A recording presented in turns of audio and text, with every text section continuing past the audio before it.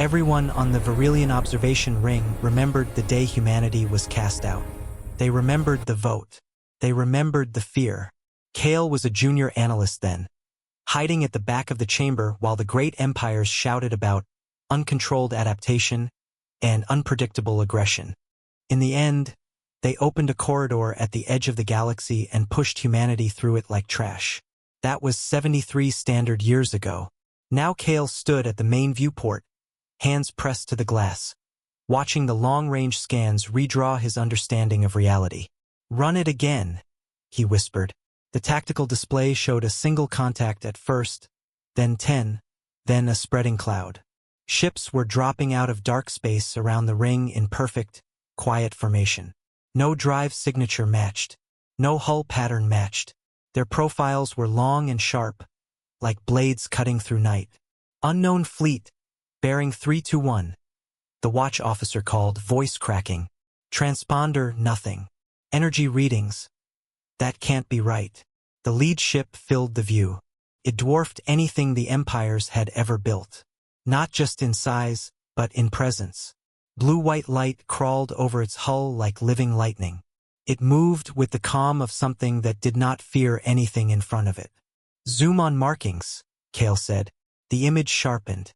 There, along the command spine, written in old Terran script, were two simple words he had studied in history files but never expected to see again. United Humanity. The bridge went silent. No one shouted. No one gave orders. They just stared as the ship drifted closer and closer, weapons cold, drives humming with unreadable power. Then a message pinged every channel at once.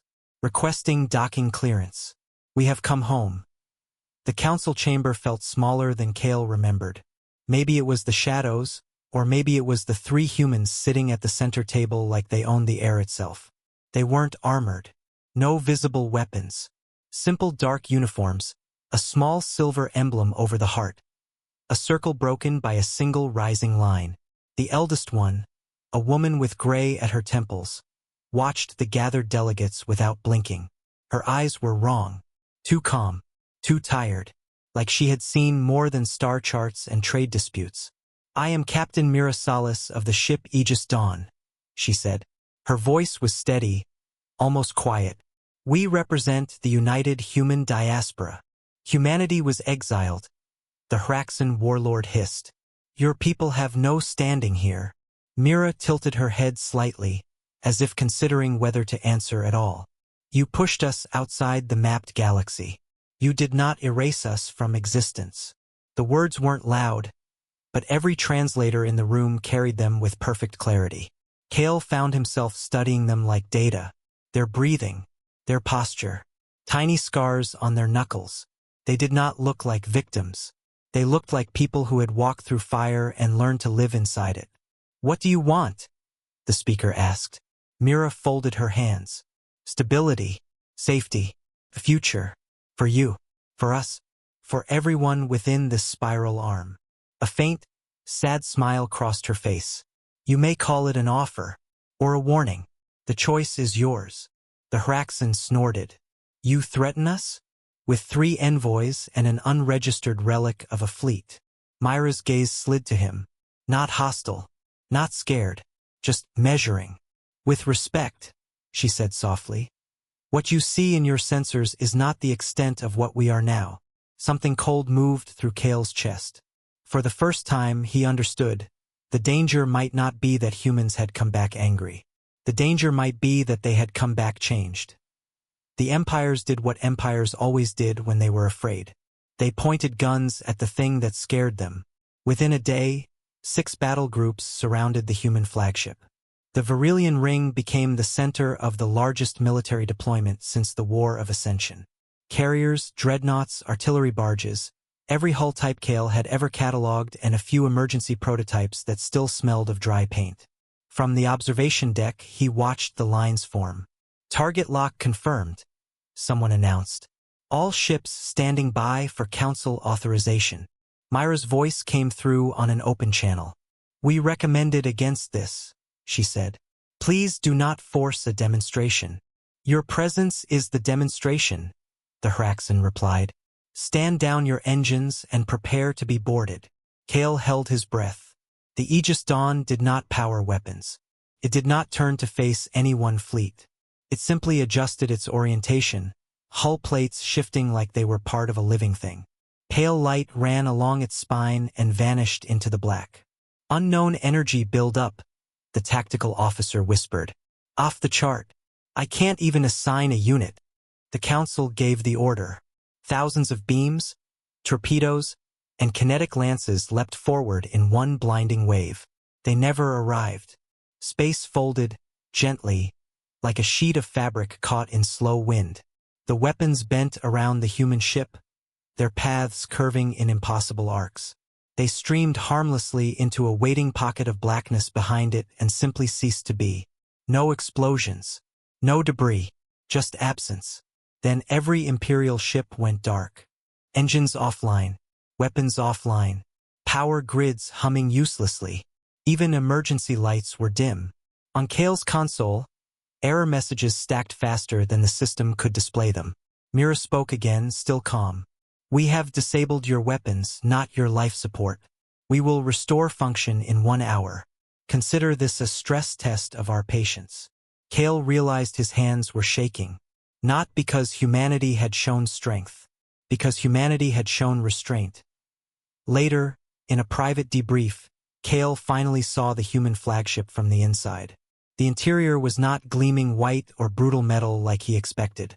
Felt lived in. Warm light, soft floor panels, plants growing in clear tubes along the corridors, leaves brushing his arm when he walked too close. Mira walked beside him, hands clasped behind her back. You think we came here to conquer you, she said. It wasn't a question. I think you could, Kale answered honestly. She let out a small breath that might have been a laugh. We could do many things we no longer want to do. They entered a small room with a wide window, showing the crippled Imperial fleets drifting outside like toys. A few human officers stood around a table, talking in low voices. Their uniforms carried different patches, different flags. Old nations, Kale guessed, now united in practice instead of on paper. You were exiled, he said. What happened out there? Myra's eyes stayed on the stars. We almost died. Many times. The region beyond your mapped frontier is not empty. It is unfinished. Space behaves in ways that don't obey your charts. We lost ships to gravity scars, to time fractures, to things that never left bodies behind. Kale swallowed. And yet you survived. We changed, she said quietly.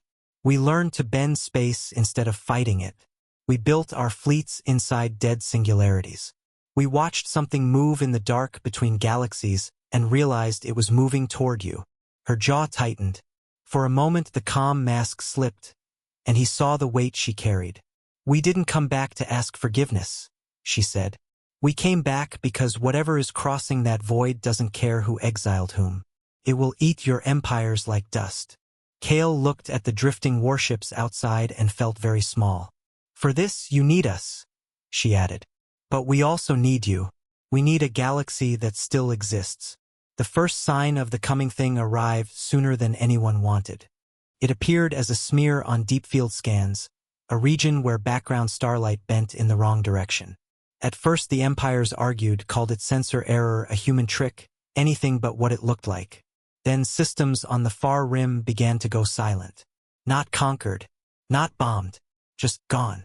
No energy signatures, no transmissions. Planets that had glowed with cities for centuries now showed only cold, bare rock. Kale stood beside Mira in the operations center as a map of the galaxy flickered overhead. A dark stain crept slowly inward from the edge. We called it the Maw, Mira said. We met a fragment of it during exile. It ate 3 colony fleets before we learned how to run. What is it? If we had a name, it stopped mattering when it started eating suns. The council linked in as holograms. Transparent figures shouting, demanding, panicking. They argued about borders even as the stain crossed them without slowing. Mira waited until they had exhausted themselves. You pushed us into the dark, she said. We survived by learning how the Maw feeds. It devours ordered energy. The more complex your infrastructure, the more it likes you. You trained it well with your shining capitals and gravity towers. The Hraxan warlord spat. And what do you propose, human? A trap, Mira replied. We will fold space around the Maw's leading edge and starve it. Force it to feed on empty coordinates. But the field must be anchored from inside the galaxy. We can't hold it alone. There was a long silence. Kale watched the faces of old enemies as they realized the shape of their future, fighting side by side with the people they had exiled. We will give you everything we have, Mira said softly. Our engines, our math, our blood, if needed. But understand something very clearly. Her gaze hardened. We are not the weapon you get to aim anymore. We are the hand that holds it. The final days felt like standing on the edge of a tide, waiting to see if the water would stop or swallow everything. Human and Imperial fleets formed a lattice across half the galaxy, each node a ship anchored in space by fields Kale barely understood. The Aegis Dawn sat at the center, engines humming with a deep, constant thrum that he felt in his bones. Mira moved through her bridge with steady, quiet focus. No grand speeches, just small, human things. Checking a junior officer's harness, taking a moment to squeeze someone's shoulder, drinking cold coffee that had clearly been reheated too many times. Field status? She asked. 73% synced, replied a Virilian tech, one of Kale's colleagues. Now serving on a human ship like it was the most natural thing in the world. When the Maw hit the net, the universe screamed. Stars stretched into lines. Space shivered. For a moment Kale felt like his thoughts weren't inside his head anymore but scattered across 1,000 points of light. Hold it, Mira said through gritted teeth. The Maw pushed against the fold, trying to pull the galaxy in with it. Hulls groaned. 2 Imperial cruisers tore apart under the strain, their crews burning out in flashes of silent light. Mira made a choice. Reroute stress to us, she ordered. Bleed it into our core. Captain, that could. I know. The Aegis Dawn shook. Panels blew out. Flames licked along the ceiling before the suppression foam kicked in. Mira stayed at her station, jaw clenched, eyes locked on the swirling darkness outside. Just a little more, she whispered, maybe to the ship, maybe to herself. Then, like a held breath finally released, the pressure broke. The Maw's leading edge snapped backward, pulled into the trap the humans had woven from folded space and suicidal courage. The stain on the map shrank, then vanished, leaving only dead coordinates where nothing would ever form again. Silence filled the bridge. Slowly, one by one, lights across the galaxy came back online. Messages poured in, shocked, grateful, humbled. Kale looked at Mira. She was pale, exhausted, shoulders trembling. But when she turned to him, her smile was real. Congratulations, he said quietly. You just saved the people who threw you away. Not for them, she replied. For the children who never voted on that exile. For the ones who haven't been born yet. Outside, human and alien ships drifted together, no longer aimed at each other but outward, toward whatever would come next. In the years that followed, they called it the Accord of Ash and Light, signed aboard a human flagship scarred from holding back the end of everything. Historians would argue about who held more power afterward, who owed who forgave who. But everyone agreed on one thing. When the galaxy stood on the edge of its own extinction, the people it had cast out returned. Not as conquerors, not as beggars, but as something far more dangerous and far more hopeful. As humans who had learned what their strength was for.